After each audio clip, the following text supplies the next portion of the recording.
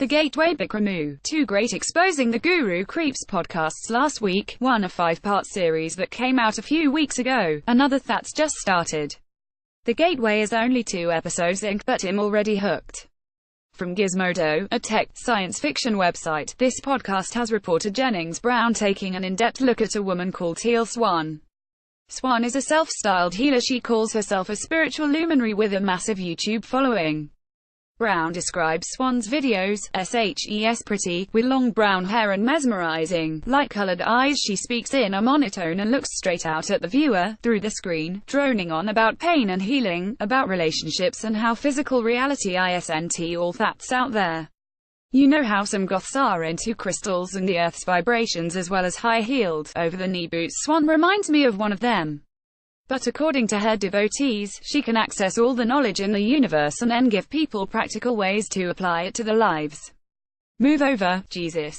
Brown talks to Ray, an ex-skateboarder who had a bad accident when he was 18. We hear a recording from a workshop session where Swan calls Ray up to join her on stage. He admits to feeling lonely. "Oh, that ended today," says Swan, confidently, and invites someone else on stage, a man called Octavio.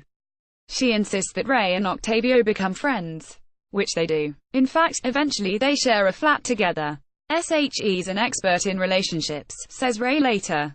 This is the closest thing to feeling unconditionally loved. All of this is undeniably icky.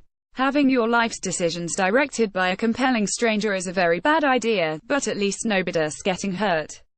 Except some are. Swan, who gives her closest followers very personal attention, insists that in some cases when someone's vibrations are of a certain type, then suicide prevention hotlines won't work, psychotherapists and psychologists want either, and that death feels fantastic and is an immediate relief or a reset. Meaning, it's okay for people to kill themselves. And some do. Her fans call her the spiritual catalyst. Her detractors call her the suicide catalyst. Confident and narcissistic, Teal is happy to talk to Brown. She boasts about having 5 security guards and refers to haters, and it looks as though in the next few weeks he'll be going to her Costa Rica retreat. Let's see if he returns in a state of spiritual refreshment. Yoga guru Bikram Chowdhury, subject of the compelling Bikram podcast. Photograph, Bob Rihar Jr., Getty Images. If you can't wait until then, Bikram, from ESPN's 30 for 30 podcast, offers you a nice binge, a 5-part charismatic charlatan guru overload. Every bit as compelling as The Gateway. This follows the bonkers story of Bikram Chowdhury, who came to California from India in the early 70s and brought his own version of yoga with him.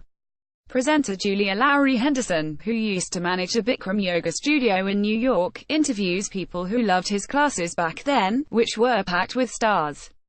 Chowdhury taught Quincy Jones, Martin Sheen, Shirley MacLaine, Raquel Welch. Actually, he sued Welch when she brought out a fitness video that featured all his yoga moves, and bought a mansion with the settlement. He talked on chat shows, he bought a Rolls-Royce, he built an international yoga empire right through the 1990s. I'm not going to reveal what happens, but this tale, too, has consequences that stretch into the present day. God, these stories, of charming people who start by helping others but who end up nuts on power, ordering everyone around. You hear Chowdhury saying, "I never lie, I never cheat.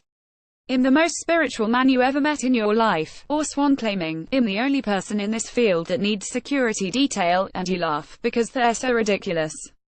But these people are everywhere, in the White House, running political parties, telling us all that they know best and casting out those that don't agree. Creeps, one and all. Charisma is not a virtue. 3 shows to raise a laugh. Dear Joan and Jericho tunes. This podcast from comedy geniuses Julia Davis and Vicky Pepperdine is filth on a stick. Joan and Jericho go to the darkest of places, usually and morally, as they advise on listeners' problems, but as they're both delightfully polite middle-aged women, they do so with a smile. Joan bears more than a slight resemblance to Lorraine Kelly, and Jericho reminds me of Claire Balding, so you get the vibe. They make me howl with laughter, but this is a show that is not office, kid, elderly parents friendly in the slightest. The John Maloney Show, BBC Radio 4. John Maloney is an exemplary comic whose experience is clear in his lovely show. Tucked away on late-night Radio 4, this is a straightforward comedy experience. Maloney simply tells his perfect jokes to an appreciative audience.